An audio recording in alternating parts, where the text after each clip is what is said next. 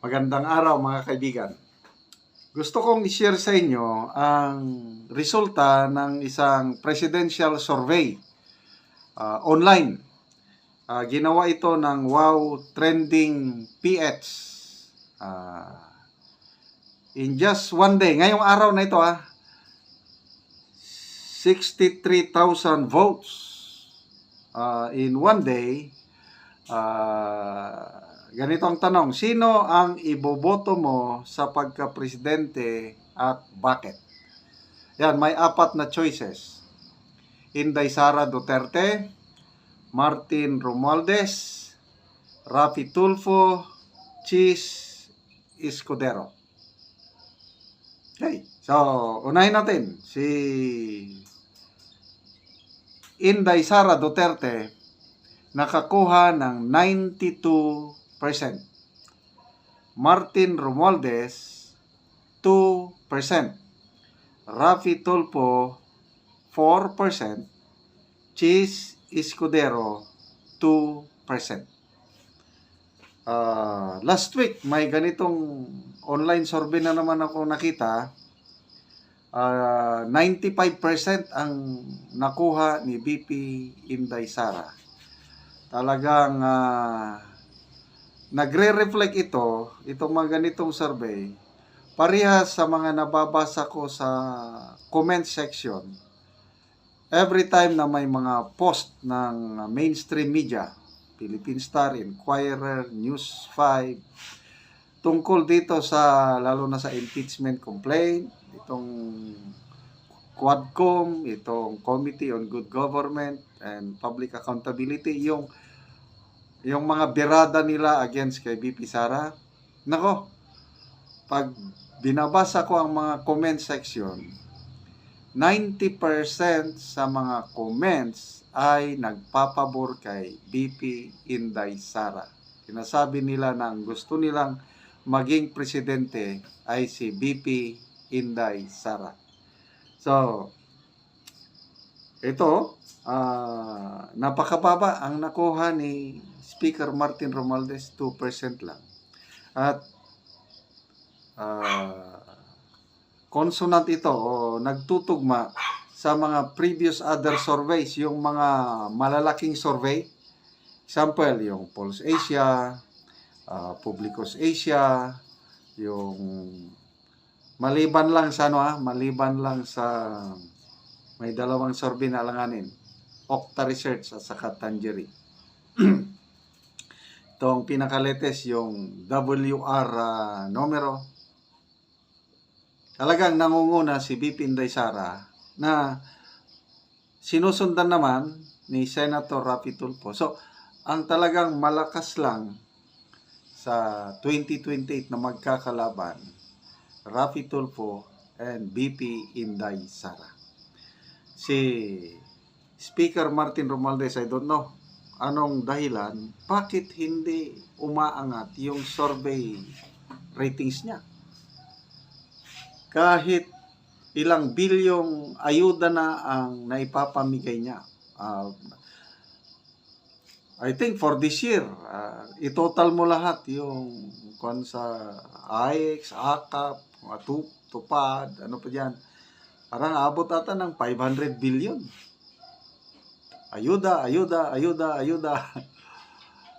Despite sa kabibigay ng ayuda, bakit ang taong bayan hindi siya pinipili na maging presidente?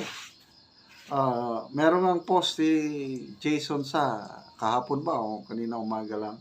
Sabi niya, kahit anong gagawin mo pa, meaning tinutukoy niya si Speaker Martin Romualdez, kahit magtambling-tambling ka pa, kahit anong tulay ang imong tatahakin, kahit anong gawin mo, hindi ka magpre-presidente, hindi ka mag-prime minister, hindi ka magiging vice president, or hindi ka maluklok kahit senador man lang. Grabing prediction, grabing pangitain ni Jason sa yung nakikita niyang political career ni Speaker Martin Romualdez. To recall, nagkandidato na siya na na pagka-senador noong 2016. Nagpa-endorse pa siya kay then Mayor Rodrigo Roa Duterte. Parang magkakasama sila noon eh. Si PRRD, si PGMA, magkakasama sila. Yung nakaraang eleksyon yung 2022 election, isang partido lang sila ni GMA, ni BP Sara, then Mayor Inday Sara Romualdez, magkakasama yan noon. Ngayon sila nang magkakalaban. Except lang kay PGMA na medyo naging tahimik naman si PGMA. Ano na bang nangyari kay PGMA na parang dumistansya naman siya kay BP Sara. Okay, ulitin ko Ay basahin natin yung mga comments. Inday Sara Duterte, 92%.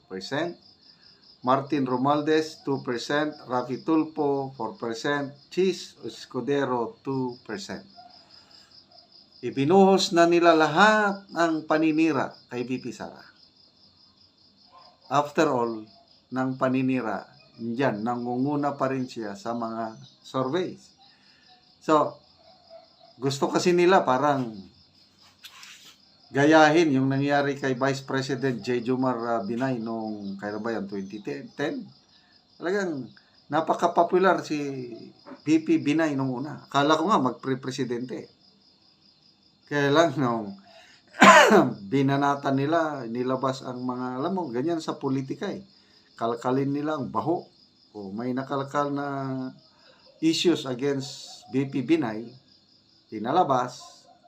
Mula noon, wala na. Hindi na siya nakabangon. Dito kay BP Sara, I don't know. Kinalkal na nila lahat. Kaya lang, halos wala mang laman. Yung confidential funds man lang ang kanilang binabato.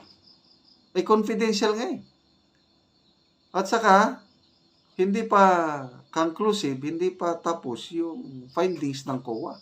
Kaya, to me, it does not hold water. Malalampasan ito ni BP Sara. After that, impeachment. Hanggang ngayon, di naman umuusad ang impeachment. Nakabinbin pa lang doon sa Office of the Secretary General. Kawawa na si Congresswoman Franz Castro. 0 yung naghanda na sila ng resolution. Papirmahan sa mga kongresista para mai-endorse na ang impeachment complaint sa Senado. As of 2 days ago, 0 pa lang ang nakapirma. Meron silang pledges na nakuha more than 10 daw. Anong mangyayari sa pledges? Ibig sabihin, medyo nag-iisip ng maigi ang mga kongresista. Kasi timing yung announcement ng Iglesia ni Cristo na magrarally sila in support sa panawagan ni PBBM na huwag nang ituloy ang impeachment complaint. Hindi mo pwedeng banggain ang iglesia, tatandaanan ka ng Iglesia ni Cristo pag pumirma ka sa resolusyon na yon. Yun. Kaya malungkot ang Christmas ni Franz Castro. I don't know kung nag-celebrate sila Christmas kay makakaliwa man sila. Okay, so magbasa tayo sa mga comments. Dexter Barabuna, may tapang at malasakit sa taong bayan. Higit sa lahat, subok na at may napatunayan BP Sara Duterte. Si Neme Epal, sabi niya, 1,000% I shall be voting BP Sara Duterte. Iris Argente, when VP Sara said kahit wala pa siyang budget, she will continue serving the Filipino people. Juan Tobasco, hasa na sa panunungkulan kaya may alam sa pamamalakad sa gobyerno. At higit sa lahat, mahal ng mga Duterte ang taong bayan.